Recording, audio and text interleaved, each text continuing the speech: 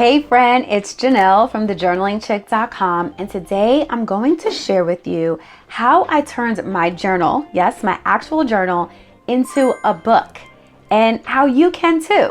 So if you're looking for another stream of income, you can do it by just sharing your story. Stick around and I'll show you how.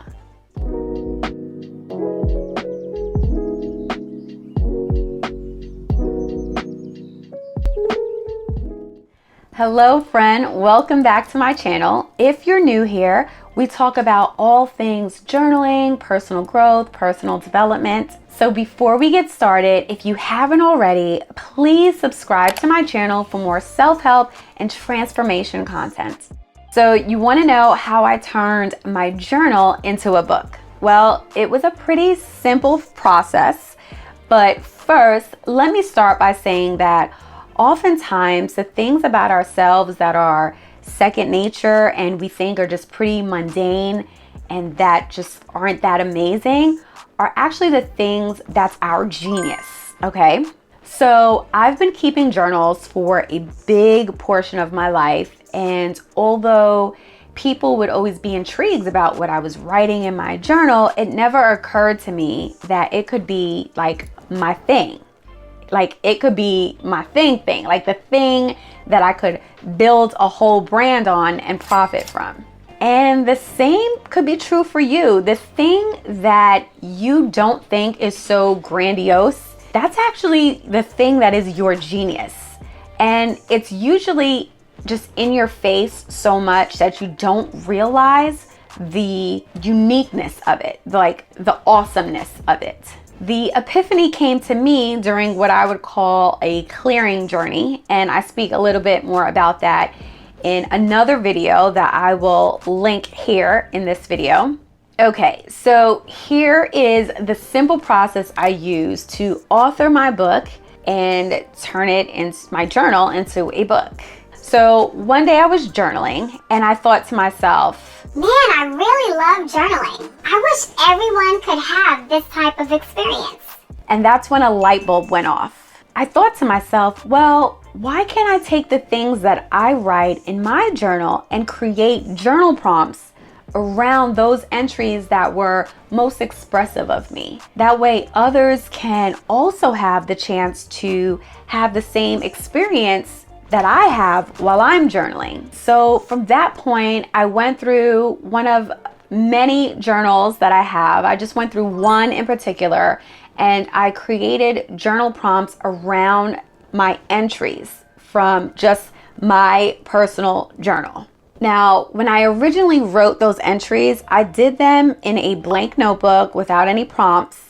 And I did not ever think that I'd be making journal prompts based off of the entries themselves. Because I had already been writing in my journal and the prompts just kind of were there, I just had to form them around what I wrote. I was able to write those prompts within 24 hours. So I wrote the entire book really in a day. It took me only 24 hours to draft over 200 journal prompts. And I was so psyched. I was like, wow, this is amazing, right? I even came up with the title for the book, and it was going to be called I've Got Something to Say, a guided journal for self-expression. And I was just like, this is so easy. I can make a book. And so now this is where the story gets really interesting, right? I sat on the idea for 4.5 years. I literally did nothing with it. I talked about it to a couple of friends and I thought about what the cover would look like, but I didn't do anything major. It had no major traction on it at all. As a matter of fact, the only thing I did about the idea was I was overthinking it a lot. Will anyone buy it? Are they going to like it? Who would buy it? Is this even a good idea? Do I really want this? Should I try to pitch this to a publisher first? What would my friends think? Is it good enough? Does it need more prompts? As a recovering perfectionist, I spent more time thinking about how to make it perfect than I took to actually write the book. I was able to write those prompts within 24 hours. I wrote the entire book really in a day. Okay, so 4.5 years passed. I'm still working a 9-to-5 job.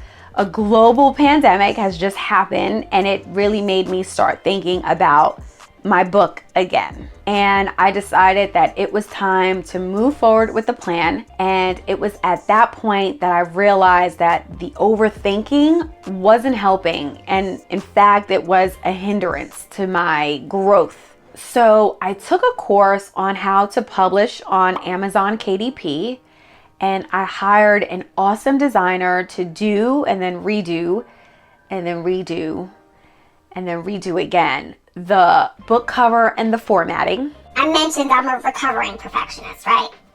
I uploaded it to Amazon and ordered a proof copy. Once the proof arrived, I made a few more tweaks to the formatting. I know. I said recovering perfectionist. Like, come on, give me a break. And then I began promoting the book on social media with just the proof copy. I'm gonna stop here and just remind you, like, if you're gonna write a book, you don't need to do it all by yourself. There are plenty of people who are skilled and they do designing and editing and formatting, and they can totally help you, and they wanna help you because that is what they do. So please lean on these people to help you design and format your book. Okay. All right. So back to the story. 2 weeks after getting the proof and building up some hype around it on my social media, as well as a couple of folks that was on my mailing list, I finally launched it, and it was amazing. And now I am a published author, self-published, but published author. And this whole idea has just like opened the floodgates for me for more books, specifically more journals, because I really truly love journaling and love talking about it and love sharing journaling tips and prompts. So this just like opened the floodgates for me, and I'm so psyched. And now that I've done it once and I generally know the process, I don't feel that same crippling fear that I did before that was causing me to overthink. And you can do the same too. Now, it may not be a prompt journal, but it could be a book based off of one of your journal entries. Maybe you just want to tell one of your stories.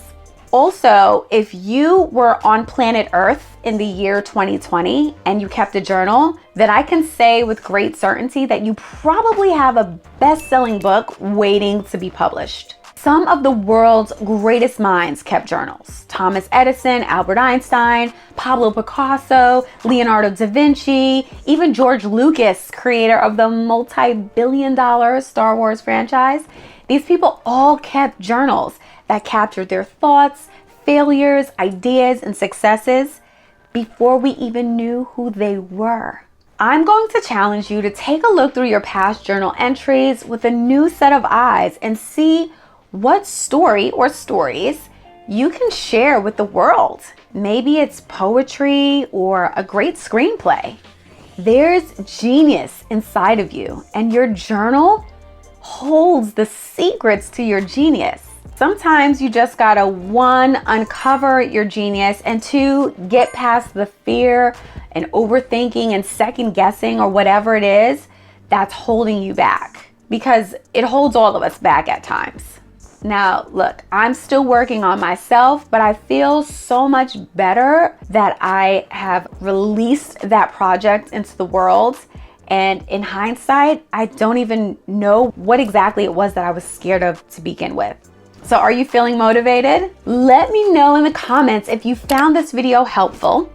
If you need help getting started with your journaling practice, sign up for my free 14-day journaling experience, where every day for 14 days, you'll get a video message from me with the day's journal prompt. Or, hey, check out my book on Amazon. I'll include the link in the description box below this video. Let me know your story. Did you ever turn a journal into a book? Do you have stories in your journal that you're ready to share? Let me know in the comments. I'm Jenelle, the journaling chick. Thanks again for watching, and I'll see you in the next video.